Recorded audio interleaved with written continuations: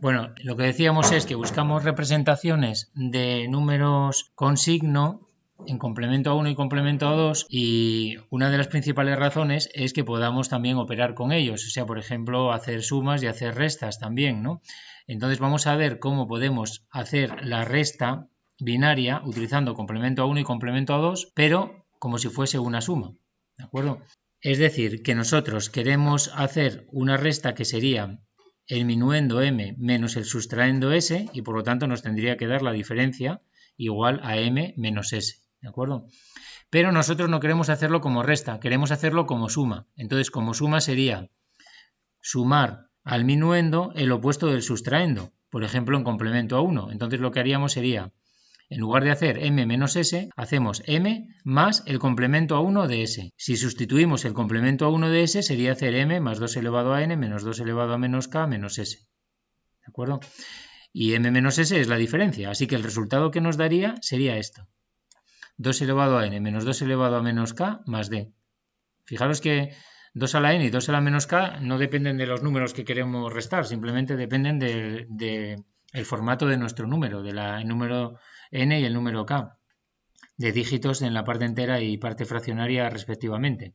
Entonces, si hacemos eso, sumar al minuendo el opuesto del sustraendo el complemento a 1, el resultado es este. Bueno, pues ahora vamos a analizar qué es lo que nos saldría en tres casos diferentes. Imaginaros que el resultado de la resta hubiese sido positivo, ¿vale? Porque si hacemos m menos s y m es mayor que s. Si hubiese sido positivo, entonces la diferencia es m menos s mayor que 0 y desde el punto de vista de la operación que hemos hecho, pues en principio no cambia nada, solo que sabemos que d es positivo. Entonces podríamos verlo así, fijaros, como d menos 2 elevado a menos k más 2 elevado a n.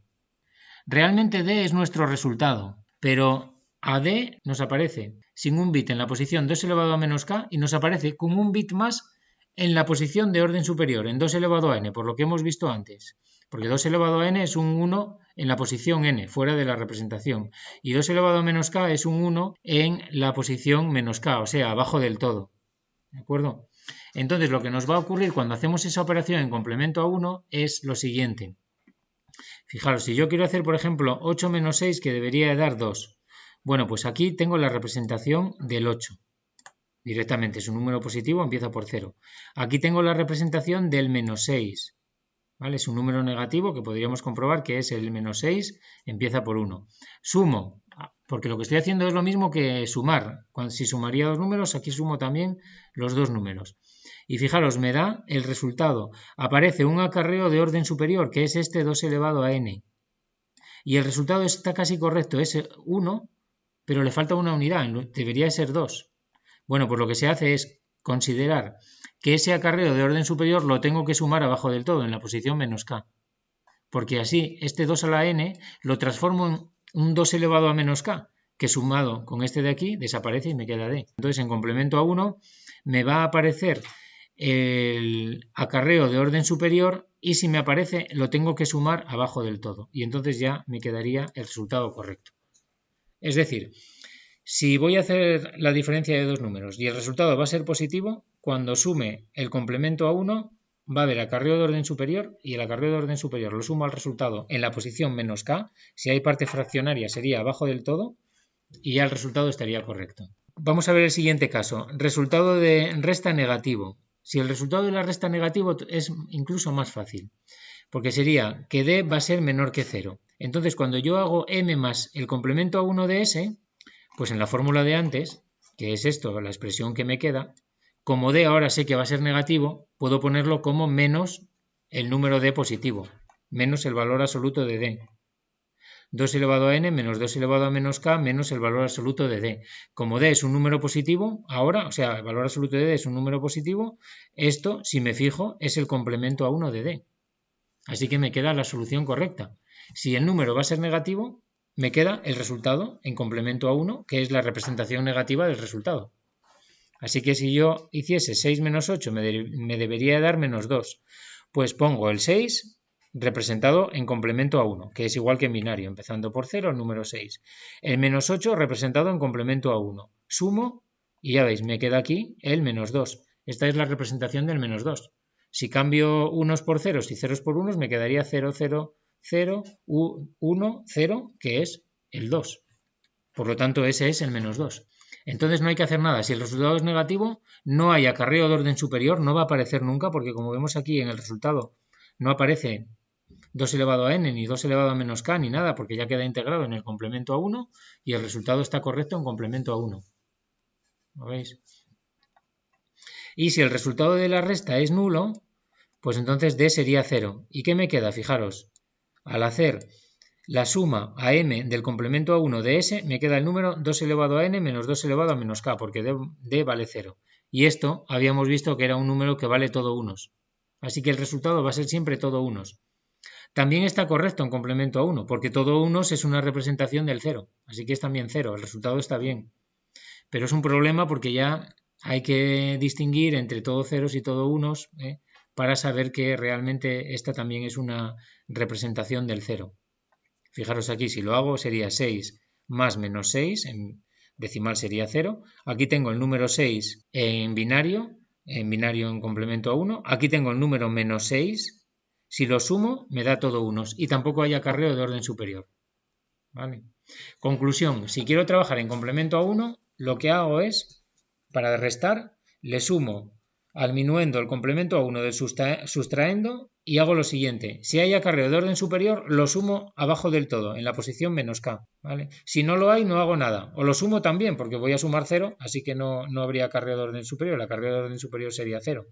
Y el resultado ya estaría siempre correcto. ¿Lo veis? Si el resultado es negativo, no tengo que hacer nada. Y si el resultado es 0, tampoco. Y el acarreo de orden superior me dice también, que esto es muy importante, sobre todo en complemento 2, me da información del signo del resultado o de si el minuendo es mayor que el sustraendo o al revés. Si el acarreo de orden superior en complemento a 1 aparece, significa que el resultado es positivo, o sea que m es mayor estricto que s. Y si no hay acarreo de orden superior, significa que m es menor o igual que s. ¿Veis? Y esto es muy importante porque el bit de acarreo de orden superior es el que se utiliza para tomar decisiones en los programas. ¿Vale? Cuando hacemos un if, estamos realmente comprobando una serie de bits que me dan esa información. Y uno de ellos es el bit de acarreo. Bueno, lo más importante es la resta en complemento a 2, que es lo que más se utiliza. Es la misma filosofía. Para restar m menos s, yo hago m más el complemento a 2 de s. Entonces haría m más 2 a la n menos s. Así que realmente lo que tendría al final es 2 a la n más d. Si el resultado es positivo, pues entonces me quedaría que al hacer m más el complemento a 2 de s, me queda efectivamente, no está correcto, es 2 a la n más d. ¿Lo veis? O sea que si el resultado es positivo, siempre va a haber un bit de acarreo de orden superior. Pero en este caso lo despreciamos, no hacemos nada con él. Además, está fuera de nuestra representación, no nos molesta. Nosotros en nuestra representación solo llegamos a n-1, desde menos k hasta n-1. El n no va a aparecer en ningún sitio. Entonces, en este caso, nos olvidamos de él y tengo el resultado correcto. Es otra ventaja del complemento a 2.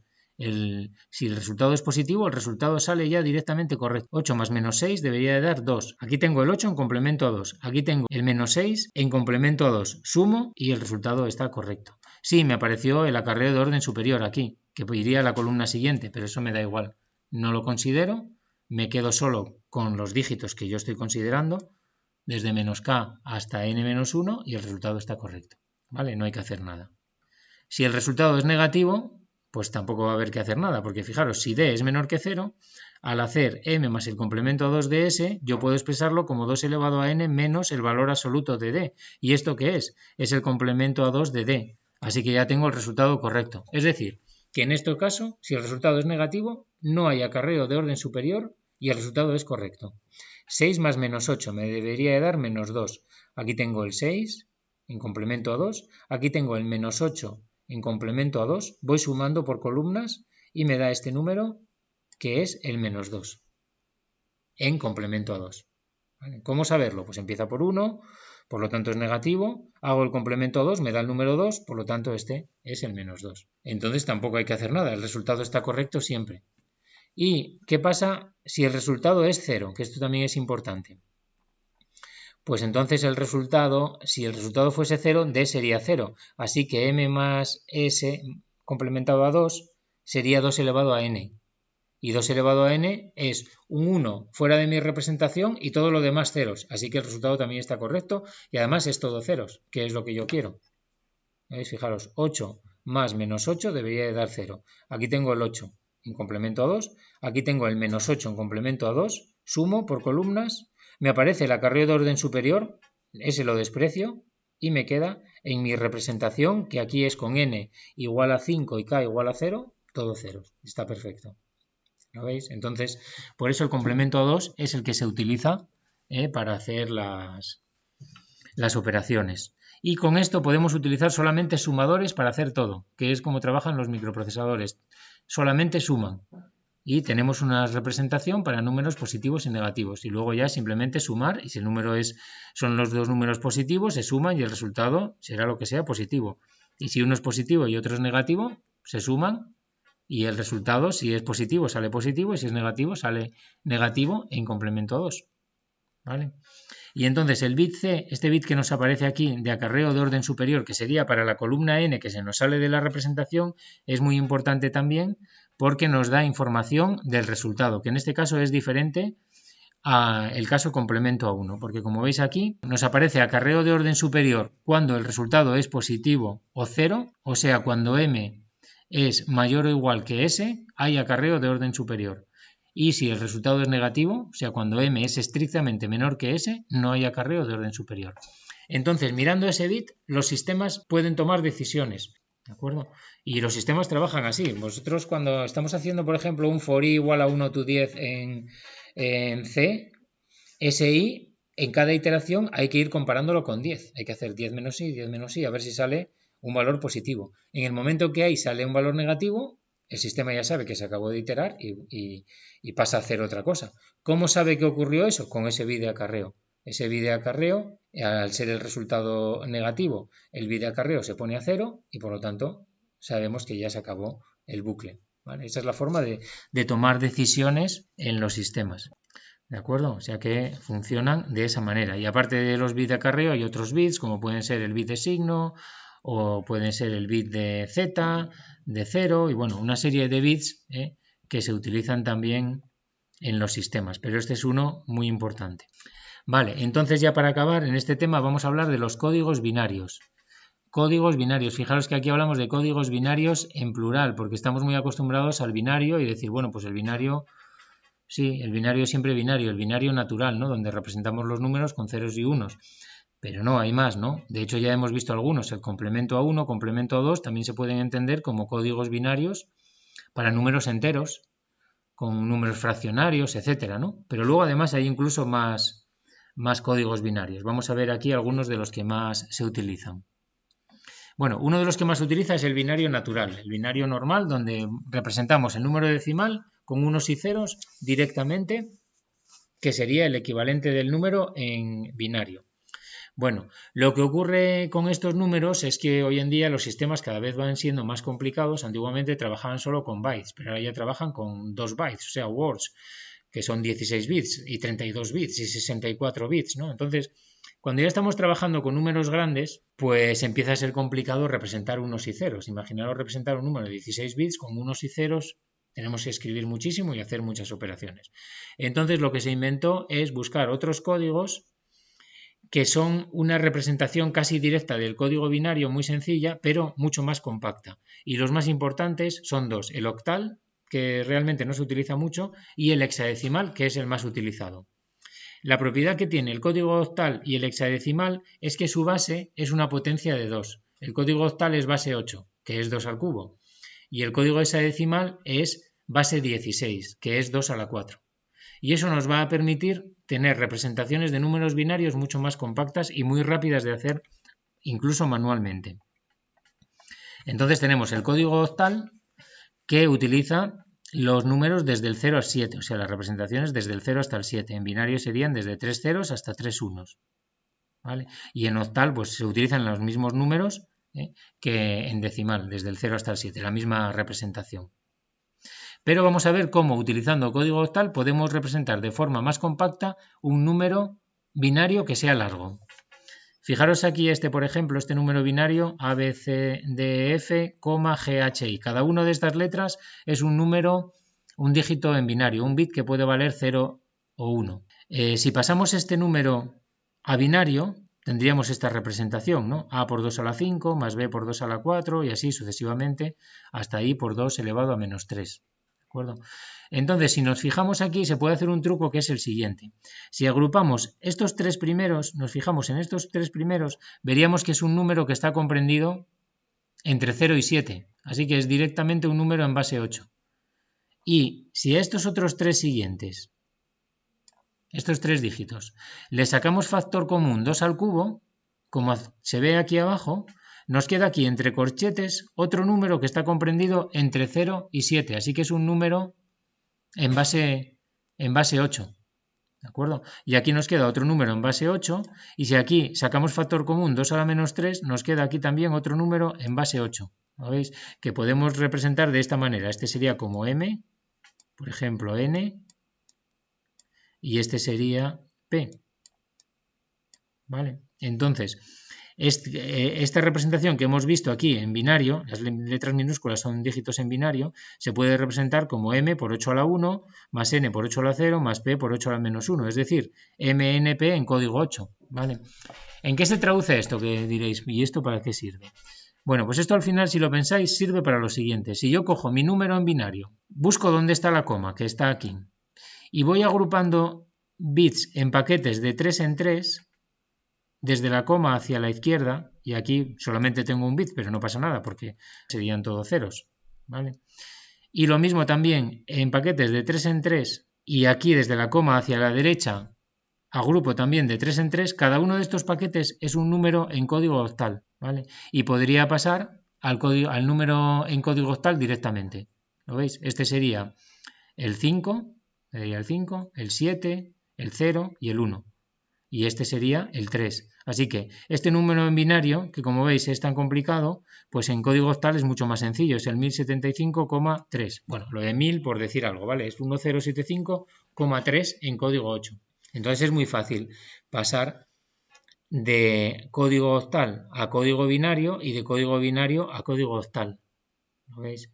Incluso esto me podría servir para luego pasar a calcular el valor de este número en decimal más rápidamente, porque sería 5 por 8 a la 0, más 7 por 8 a la 1, más 1 por 8 a la 3, ¿vale? Y así sucesivamente podría pasar al número en decimal, de forma más rápida que ir multiplicando con tantos ceros y tantos unos en este otro, ¿vale?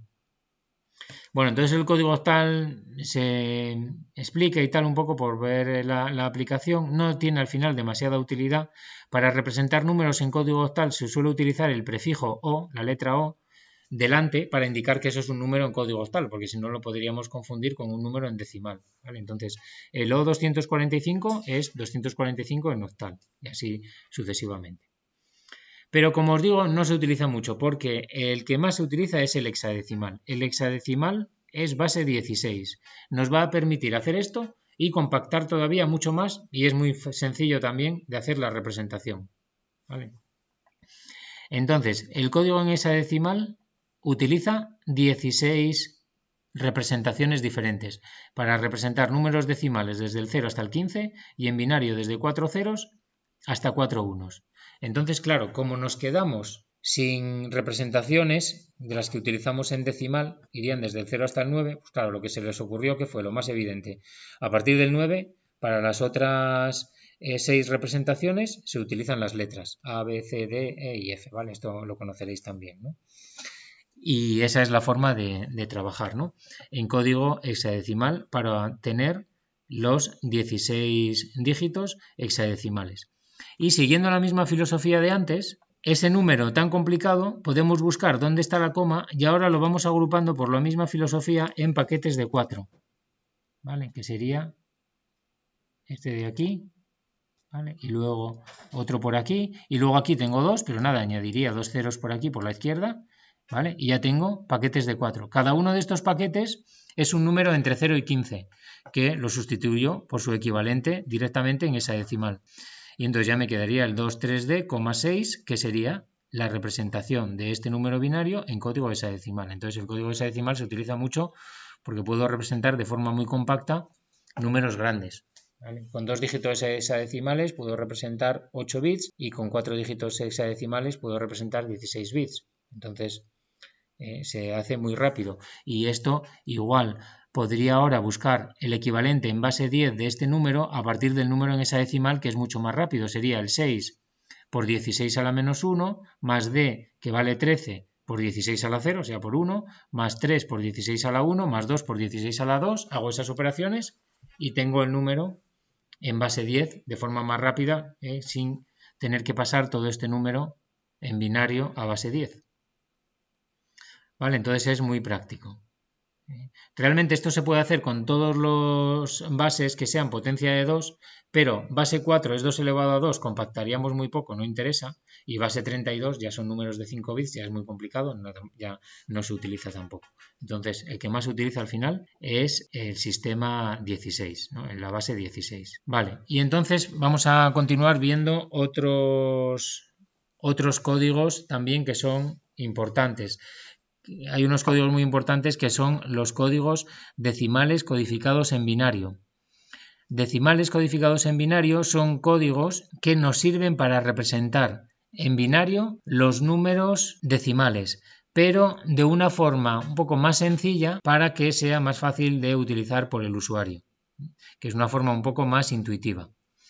Entonces, básicamente lo que se hace es buscar representaciones en binario para los 10 dígitos que tenemos en decimal. Y luego representar un número en decimal es acoplar estos valores en binario como si lo hiciésemos en decimal. ¿Vale? Vamos a ver algunos.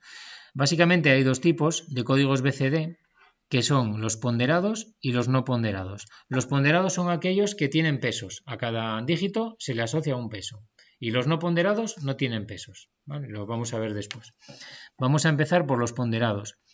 Uno de los más empleados es lo que se llama el BCD natural. BCD significa decimal codificado en binario. ¿Vale? Se suelen llamar así directamente con las siglas en inglés.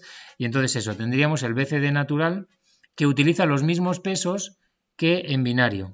Entonces, como veis aquí, el 0 es el 0 en binario y así sucesivamente hasta el 9. ¿Vale? La clave es la siguiente. Si nosotros queremos representar, por ejemplo, el número 27, que en binario sería esta representación, ¿vale? El 11011, en código BCD natural lo que hacemos es representamos por un lado el 7 y con otro paquete por aquí el 2. ¿Vale? Entonces, para nosotros eso es mucho más rápido de visualizar, porque los números desde el 0 hasta el 9 en binario son muy fáciles. Entonces tenemos un paquete de 4 bits que nos representa el 2 y otro paquete de 4 bits que representa el 7. Entonces eso es muy fácil de trabajar con ello por parte del usuario y seguimos utilizando unos y ceros. En cambio, para nosotros, si nos dicen el 27, escríbemelo en binario, tengo que echar las cuentas y ver cómo se pondría, ¿no? Pero de esta otra manera es inmediato, porque sería el 0010, que es el 2, y el 0111, que es el 7, ¿vale? Y lo mismo, el código Aiken, los pesos son diferentes, son 2421, 2421, de forma que las primeras 5 combinaciones empiezan por 0 y las otras 5 empiezan por 1. Y luego lo que tenemos que ir haciendo es ir buscando los pesos para que al sumar nos dé el número equivalente en decimal. ¿Vale? O sea, que si lo fijáis aquí sería el 1, o sea que desde el 0 hasta el 4, los 5 primeros son los números en binario tal cual. Y luego en los otros empiezan siempre por 1 y tenemos que hacer que sume lo que queremos, ¿no? ¿Vale? Por ejemplo, este de aquí, el 5, pues empieza por 1, así que tiene 2 aquí de peso, más otros 2 de aquí, 4, y más un 1 aquí, 5, ¿vale? Solamente nos va a dar una posibilidad. Bueno, el BCD Aiken es un poco más rebuscado. ¿Por qué se utilizan estos códigos que son un poco más complicados? Pues el BCD Aiken lo que tiene es la particularidad de ser autocomplementario. Ser autocomplementario en códigos decimales es una característica que significa que si nosotros hacemos el complemento a 1, es decir, cambiamos ceros por unos y unos por ceros, nos sale el complemento a 9 de ese número. O sea que, por ejemplo, aquí el 3 en código Aiken se representa así, 0011. Si hacemos el complemento a 1 nos aparece el 1100. que sería el número 6. Y el 6 es precisamente el complemento a 9 del número 3. ¿De acuerdo? ¿Por qué esto es importante? Para hacer operaciones matemáticas directamente con números representados en código BCD. Algunos sistemas también pueden hacer operaciones con números directamente en código BCD y considerando números positivos y negativos. Entonces, al final, para eso se utiliza también el complemento a 9 y el complemento a 10, como se hace en el sistema binario. Se pueden utilizar complemento a 9 y complemento a 10. Y bueno, pues eso es útil para operaciones matemáticas con signo, trabajando directamente con códigos BCD. Bueno, como veis, el problema de utilizar también códigos BCD es que necesito más bits para representar mis números. Porque, por ejemplo, aquí, con 8 bits en código BCD, solo podría representar números desde el 00 hasta el 99, ¿de acuerdo? Porque son los números que tengo en las posibilidades que tengo, ¿no?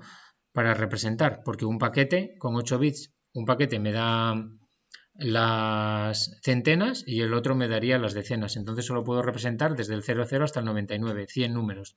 Mientras que en 8 bits en binario sabemos que podemos representar 256 números. O sea que perdemos capacidad de representación, pero por otro lado simplificamos las representaciones, ¿vale? Esa es la idea de los códigos BCD.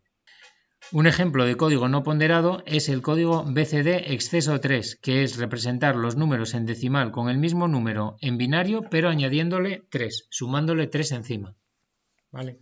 Entonces, por ejemplo, el 0 se representaría con el 3 en binario, así hasta el 9, que se representa con el 12 en binario. ¿Vale? O sea que sería el 3, el 4, el 5, así en adelante, sería realmente lo que representaría desde el 0 hasta el 9. Y como veis también estos son códigos que no son intensivos, o sea que no utilizan todas las posibilidades del código. Aquí hay algunas posibilidades, con 4 bits yo realmente puedo hacer 16 combinaciones, así que hay algunas posibilidades que no estoy utilizando. ¿Vale?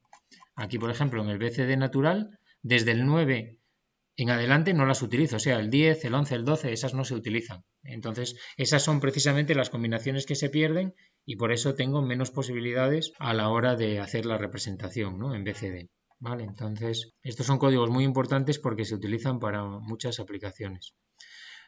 Otros códigos que también son muy interesantes son lo que se llaman códigos progresivos. Códigos progresivos son aquellos que se generan de forma que solamente cambie un bit de una combinación a la siguiente. Y uno de los códigos más importantes, que más vamos a utilizar nosotros también, que se utilizan, es el código Gray. El código Gray, para construirlo, hay que ir haciendo combinaciones de manera que solamente cambie un bit al pasar de una combinación a otra. Al final, fijaros, para representar aquí los números desde el 0 hasta el 7 con 3 bits, realmente son las mismas combinaciones que usamos en binario, pero ordenadas de otra manera, de forma que solamente cambie un bit al pasar de una combinación a la siguiente. ¿Cómo se crea el código Gray? Pues partimos de la combinación todo ceros, ¿vale? Que sería simplemente así, todo ceros. Para generar la siguiente combinación, tenemos que intentar siempre cambiar el bit de menor peso, pero sin que nos aparezca una combinación que ya existe. Si aparece una combinación que ya existe, entonces intentamos cambiar el siguiente bit, y así sucesivamente. ¿Vale? Entonces, por ejemplo, partimos del 0. Para generar la siguiente combinación, intento cambiar el bit de menor peso, que sería este de aquí, y me va bien, porque entonces me generaría la combinación 001. ¿Vale? Ahora, para generar la siguiente combinación, intento cambiar este bit de aquí. Si lo cambio y lo paso a 0, me da la combinación anterior, así que no me sirve. Intento cambiar el siguiente y ya me daría la combinación 0, 1, 1, ¿vale? Que no existe y entonces está bien. ¿De acuerdo? O sea que siempre intento cambiar un bit, solamente me puede cambiar un bit de una combinación a la siguiente, pero sin que me aparezca una combinación anterior. Para la siguiente intento cambiar el bit de menor peso, que sería este, y me da una combinación que no existe, así que vale 0, 1, 0. ¿Vale? Para la siguiente intento cambiar este, me saldría esta combinación. Intento cambiar este, me saldría esta combinación. No me vale, así que cambio el tercero. Y me da una combinación que no existe. Y así sucesivamente iríamos sacando todas las combinaciones. Vale, es muy fácil. Siempre me van a aparecer, la mitad de las combinaciones empiezan por 0, la mitad empiezan por 1 y se puede ir haciendo así. Hay otros métodos para generarlo, pero bueno, no tenemos tiempo para verlo todo. Esta es yo creo que la forma más sencilla.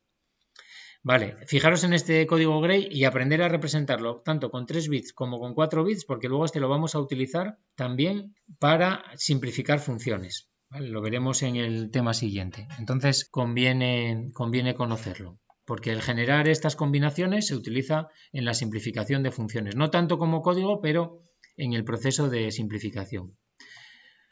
¿Por qué se utilizan estos códigos progresivos como el código Gray? Bueno, pues esto tiene una aplicación muy importante y que también vamos ahora a introducir aquí una cosa muy importante de electrónica digital, que es la siguiente. En electrónica digital vamos a considerar siempre, porque esto se comprueba experimentalmente, que dos variables digitales nunca pueden cambiar simultáneamente, o dicho de otra manera, nunca pueden cambiar exactamente en el mismo instante de tiempo. ¿Vale? Porque la probabilidad de que ocurra eso es 0. Es decir, que si yo tengo aquí mi variable A y aquí tengo mi variable B, ¿vale? Imaginaos que aquí la variable vale 1 y pasa en este momento aquí a valer 0. Y aquí mi variable B, pues supongamos que aquí está a 0. Y aquí, en este momento, tendría que pasar a valer 1. Bueno, que esto ocurra exactamente en el mismo instante de tiempo es imposible. ¿Vale? Porque si nosotros realmente aumentamos esto, si lo vemos en un osciloscopio y tal, nos parecería que están cambiando exactamente en el mismo instante de tiempo, pero eso nunca va a ocurrir, ¿vale? Porque si amplificamos eso, lo que podríamos ver es que la variable va a pasar de 1 a 0, pero necesita un determinado tiempo, ¿vale? Y la variable b va a pasar de 0 a 1, pero también necesita un determinado tiempo. Y aquí tenemos una transición que realmente es analógica. Entonces, el llegar a 0 a lo mejor se considera cuando la variable a pasa por debajo de este nivel y el llegar a 1 pues es prácticamente aquí, puede ser aquí. Entonces, que esto nos coincida exactamente en el mismo instante de tiempo, la probabilidad es 0, ¿vale? Eso es imposible. Y esto da lugar a algunos problemas en los sistemas, que es, por ejemplo, cuando se quiere medir la posición de un eje utilizando estos discos codificados. Estos discos se utilizan, son discos transparentes que se montan en el eje y luego lo que se hace es inyectar luz, pues por ejemplo con un LED, a través del disco y leerlo con varios fototransistores aquí, de forma que la zona está oscura, la luz no pasa, y si la zona es transparente, la luz va a pasar. Y con eso nos generan ceros y unos en la salida. ¿Vale? El disco está girando y nos va a generar ceros y unos en la salida para saber el ángulo donde se encuentra y podríamos medir velocidad, etc. Entonces, imaginaros que el número que está generando mi sistema en función del ángulo. Si yo, por ejemplo, utilizase sistema binario directamente, tendría, si utilizo por ejemplo 3 bits, tendría 8 posibilidades y podría medir el ángulo en intervalos de 45 grados. Entonces todo ceros podría ser 0. El 0, 0, 1 sería que ya pasaron 45 grados. El 0, 1, 0 sería que ya pasaron 90 grados y así sucesivamente, ¿no? El 0, 1, 1, pues ya 135 y así sucesivamente. Pero si yo tengo el disco girando y utilizo este sistema, fijaros qué va a pasar, que cuando paso de la combinación 1 a la combinación 2, me tienen que cambiar 2 bits simultáneamente y eso no va a ocurrir nunca, ¿vale? Siempre va a cambiar primero el bit de abajo y después el bit de arriba, o al revés, cambia primero el bit de arriba y luego el bit de abajo, y por lo tanto me va a dar problemas en mi sistema. Si paso de 45 grados a 90 grados y cuando tengo que pasar del 1 a 2 me cambia primero el bit de abajo, pasaría por la combinación 0, 0, 0 y entonces el sistema le parecería que el disco está yendo hacia atrás, ¿vale? Y eso realmente ocurre, porque los sistemas que lo leen son tan rápidos que está leyendo 0, 45 y después del 45 lee el 0, así que parece que el disco ha girado hacia atrás en lugar de seguir hacia adelante. Entonces lo que se inventó para resolver este problema es utilizar el código Gray en lugar del código binario normal. Si nosotros codificamos las posiciones siguiendo aquí el código Gray, de una posición a la siguiente solamente cambia un bit, ¿de acuerdo? Y entonces nunca va a haber ese problema, nunca van a tener que cambiar simultáneamente 2 bits. Y el sistema que lee ya sabe que está leyendo código Gray, con lo cual ya sabe pues lo que corresponde a 0, a 45, a 90 y nunca hay ese problema de errores en la transición de un intervalo a otro, ¿vale? Esto es un ejemplo muy sencillo, pero bueno, para que veáis que tiene su utilidad en sistemas de conversión. Realmente esto es un sistema de conversión analógico digital.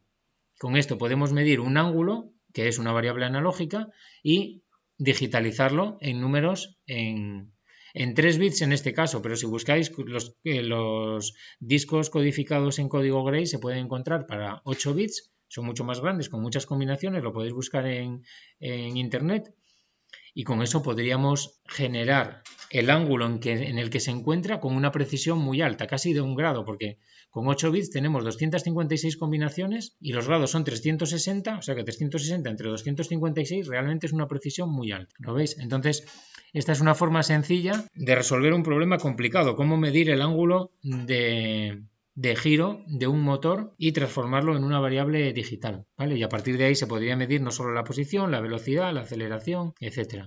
Y ya para acabar vamos a ver los códigos detectores y correctores de error. Bueno, pues también conviene, yo creo, conocerlos un poco porque son códigos muy sencillos, nos los podemos encontrar en muchos sistemas y bueno, para sistemas sencillos de detección de errores pues también son interesantes. La idea es la siguiente. En muchas aplicaciones sabéis que tenemos que transmitir información desde un transmisor hasta un receptor. Pues por ejemplo, cuando conectamos una impresora al ordenador, queremos imprimir, hay que transmitir los datos a la impresora para que los vaya imprimiendo. Sería un caso, ¿no? Entonces tenemos una conexión eléctrica para mandar las señales, V1, que sería lo que emite el transmisor, unos cables, y V2 lo que recibe el receptor. El transmisor va a estar transmitiendo señales así, que en un caso sencillo pueden ser entre niveles 0,5 voltios, como vemos aquí. Pero luego en el receptor nunca llega todo tan perfecto, porque la línea de transmisión tiene una resistencia serie, tiene una inductancia, ¿vale? Tiene capacidades parásitas, en el entorno tenemos ruido electromagnético, entonces cuando nos llega al receptor, pues llega más bien algo como la línea discontinua, ¿lo veis? Que también está muy exagerado, ¿vale? Pero va a llegar con ruido. Entonces, si por ejemplo en el receptor llega aquí un pico de ruido, cuando está leyendo el receptor va a leer un 1 en lugar de un 0. O aquí puede leer un 0 en lugar de un 1. ¿Vale? Bueno, depende de cómo se haga y tal, pero vemos que el ruido nos puede afectar y el receptor puede leer datos erróneos. ¿Vale? Bueno, normalmente los sistemas están bien hechos y la probabilidad de que haya ruido y un dato se lea de forma errónea es baja. Pero nos interesa detectar esto, porque si no los sistemas no funcionarían, ¿vale? Y esto lo estamos usando continuamente cuando usamos la Wi-Fi o Internet en el móvil, tiene que estar también corrigiendo errores y tal para tener la mayor fiabilidad posible. Entonces vamos a ver primero cómo detectar errores y luego cómo corregir errores. Una forma muy sencilla de detectar los errores sería, si nosotros queremos enviar, por ejemplo, números BCD del 0 hasta el 9, que serían números así, datos, como puede ser aquí el 1, el 5, el 7, el 3, enviarlos hacia el receptor, pues nada, los codificaríamos en BCD y luego los enviaríamos así, ¿no? Poniendo señal 5 voltios, 0 voltios, así, para enviar los datos. Bueno, pues lo que vamos a hacer es, en lugar de enviar solo el dato aquí con 4 bits, le añadimos un bit más que se llama el bit de paridad. Y esto nos daría lugar a los códigos de paridad. Esto se llama paridad transversal, cuando enviamos el bit de paridad con el mismo dato, ¿de acuerdo? Y entonces, en lugar de enviar 4 datos, enviamos 5. El bit de paridad lo podemos hacer de dos maneras, lo que se llama bit de paridad par, que significa que el bit P lo ponemos a 1 o a 0, de manera que el número total de bits en los 5 bits que vamos a mandar sea par, ¿vale? Entonces aquí lo pondríamos a 1 para tener dos unos, que es un número par. Y aquí, por ejemplo, tenemos que queremos enviar el 5. Este ya tiene dos unos, un número par, entonces el bit de paridad lo ponemos a 0. ¿Vale? Y así sucesivamente. Entonces, en lugar de enviar los datos solos, los mandamos con el bit de paridad. Y lo que tiene que hacer el receptor es leer los 5 bits y comprobar a ver si la paridad está correcta. Si la paridad está correcta, el número en principio está correcto.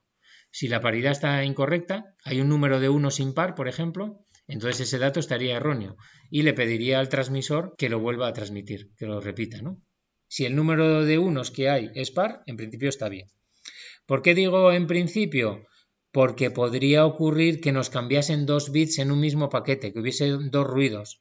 Pero entonces ya significaría que tenemos mucho ruido, que nuestro sistema es muy malo, ¿vale? Lo normal es que si el sistema es bueno, pueda cambiar un bit cada 1000 datos que enviamos, una cosa así, porque si no es que el sistema es muy malo, ¿no? Y tratamos de intentar evitar esos errores. ¿vale? Si no, es que el sistema de transmisión es muy malo y hay que mejorarlo. Y luego existe la otra posibilidad, que es lo que se llama la paridad longitudinal, que consiste en transmitir, en lugar de un bit de paridad con cada dato, transmitimos una palabra de paridad, que sería ir haciendo la paridad por columnas. ¿Lo veis? Entonces se transmite 4 datos o el número de datos que se considere, dependiendo del sistema, y luego una palabra de paridad por columnas. ¿Lo veis? Esto es un poco más complicado de generar, ¿no? Porque tenemos que tener los datos que vamos a transmitir previamente y luego ir generando por columnas los bits, ¿vale? No se utiliza tanto, salvo para combinar paridad longitudinal y paridad transversal. Fijaros esto qué inteligente es, qué sencillo, para poder implementar códigos detectores y correctores de error. Si transmitimos un bit de paridad con cada dato y luego una palabra de paridad, ya tenemos un método para detectar errores, que esto sería trabajando por intersección. Imaginaros que queremos transmitir esta información y enviamos un bit de paridad con cada dato y luego una palabra de paridad también con su propio bit de paridad. Esto sería lo que transmitiríamos y esto sería lo que le llega al receptor. ¿Lo veis? Entonces, si hay un error, si solamente hubo un error en un bit debido al ruido, se podría detectar porque falla la paridad en la columna y también en la fila. Y por intersección entre fila y columna podemos detectar el bit que fue erróneo. ¿Lo veis? Porque aquí vemos que en esta fila hay un número de unos impar. Por lo tanto, sabemos que el error está en esa fila. Y en esta columna hay un número de unos impar, hay 3 unos. Sabemos que está en esa columna, así que el error está en este bit. Entonces el transmisor cambia ese bit, si era un 0 pone un 1 y si era un 1 pone un 0 y ya tenemos todo el paquete de datos corregido. ¿Lo veis? Es muy, muy interesante para sistemas sencillos, de transmisión de datos sencillos. ¿Vale? Y luego hay muchos otros, sistemas de detección de errores, pues por ejemplo otro muy interesante y sencillo es el código Hamming, que también está basado en bits de paridad, y luego hay sistemas que utilizan polinomios, divisiones entre polinomios para detectar bits y tal, o sea, sistemas muy complicados y que son los que se utilizan en comunicaciones como Wi-Fi, etcétera, ¿vale? Y al final eso también afecta a la velocidad. Cuando estamos lejos del emisor de Wi-Fi, el sistema nos va más lento. ¿Por qué va más lento? Porque tiene que estar recibiendo y corrigiendo más errores, porque la señal que nos llega es más baja, hay más nivel de ruido y entonces se generan más errores, más bits que nos llegan erróneos. Entonces el sistema va más lento porque tiene que corregir esos errores, etcétera, ¿no? Entonces, los sistemas de corrección de errores son muy importantes, sobre todo para sistemas que decimos que trabajan en tiempo real. O sea, sistemas que no se pueden apagar. Hay sistemas que no pueden parar de funcionar. No pueden decir, no, este dato me llegó mal, envíamelo otra vez. Porque eso ralentizaría mucho el sistema y funcionaría muy mal. Hay que corregir el error lo más rápido posible para que el sistema funcione más rápido, ¿no? Que a todos nos gusta recibir las páginas lo más rápido posible y no tener que estar esperando por ellas, ¿no? Finalmente, los códigos alfanuméricos que nos sirven para representar pues, todos los caracteres, etcétera. Uno de los más empleados es el código ASCII, como veis aquí, y que utilizando 8 bits pues podemos representar ya todos los dígitos y bueno, os los pongo aquí también para que lo tengáis un poco de referencia, ¿no? Este sería el código ASCII de 7 bits que utiliza representaciones desde el 0 hasta el 127 y algunas representaciones que no aparecen es porque se utilizan para códigos especiales, ¿no? Que no añadí aquí por simplicidad, que son el retorno de carro, el fin de línea, tal. Aquí tenéis un poco para usarlos como referencia los símbolos del alfabeto y los símbolos que utilizamos más habitualmente.